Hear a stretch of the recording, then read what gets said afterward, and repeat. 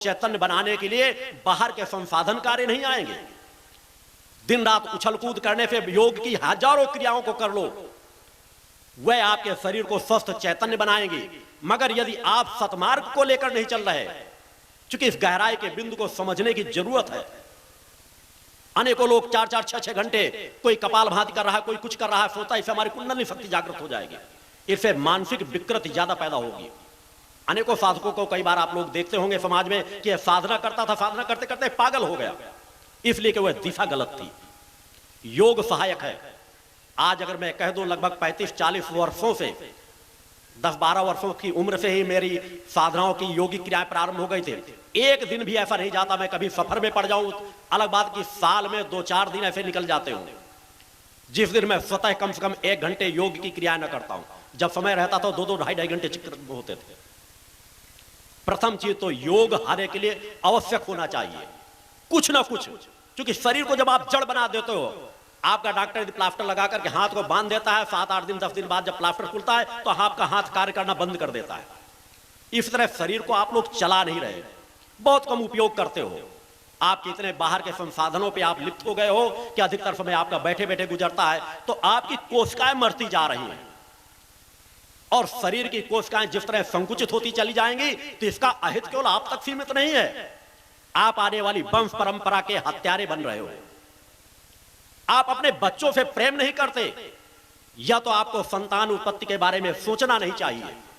अगर संतान उत्पत्ति चाहते हो मेरी संतान चेतनामान हो, मुझसे भी 2 कदम आगे जाने के लिए उसके रास्ते प्रशस्त हो, तो उसके लिए आपको अपने मन मस्तिष्क को, अपनी चेतना कोशिकाओं को, अपनी सुषुम्ना नाड़ी को कहीं ना कहीं चेतनावान बनाना अवश्य पड़ेगा।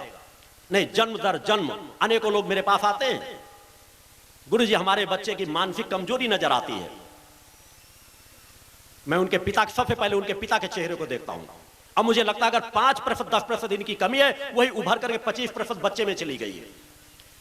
आप कई बार अपनी बेरोजगारी से परेशान रहते हो, शादी आपके माता पिता यही सिखाएंगे, उनके पास चूंकि इससे ज्यादा ज्ञान नहीं है, कि हम जिस चक्रव्यूह में उलझ गए थे, हमारे माता पिता ने हमारी शादी 13 साल, 14 साल, 15 साल में कर दी थी, हम तुमको अभी उसी चक्र में फंसाए दे रहे हैं। शादी हो जाती है, आपके पास बेरोजगारी की समस्या रहती है, आपके कोई दिमाग में तनाव रहता है। अगर उस समस्या तनाव के बीच आप संतान उत्पत्ति करोगे तो आपकी संतान मानसिक रूप से असंतुलित होगी। आपके शरीर का चेहरा मोहरा बच्चे के पहचान में आ जाता है, उससे कहीं गुना ज्यादा आपके उस क्षण के विचार, आपकी चेतना शक्ति बच्चे के अंदर समाहित होती है। तब कहीं जाकर के उस एक अंश में, मैंने इसीलिए कहा उस प्रगति सत्ता की कृति को कहीं ना कहीं हर पल आप बर्बस नतमस्तक हो जाना चाहिए कि उससे ज्यादा सूक्ष्म कुछ नहीं है, और उस सूक्ष्म में इतना बड़ा सुपर कंप्यूटर फीड है कि उस सुपर कंप्यूटर में अनेकों जन्मों के कर्म संस्कार, माता पिता के, रिश्तेदारों के, भाई बंधुओं के, वह सब योग समाहित हो जाते हैं, और उस छोटे से अंश से आपके शरीर का विकास होता चला जाता है। आपके अपने कर्म पूर्वजनित वह आपकी सहायता करते हैं आपके अच्छाई बुराई में, और आपके माता पिता परिजनों के भी वह कर्म संस्कार सहायता करते हैं।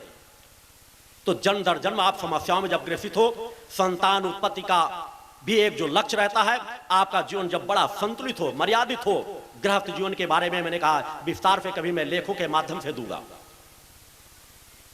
यह एक ऐसा धार्मिक क्रम होना चाहिए कि जिसमें किस तरह की आपकी क्षमता हो, किस तरह आपके विचार हो, किस तरह की आपकी सोच हो, किस तरह आप तृप्त का जीवन जी रहे हो, मानसिक रूप से आपकी कोई कमजोरी तो नहीं है, तब आप कहीं संतान उत्पत्ति के बारे में सोचें।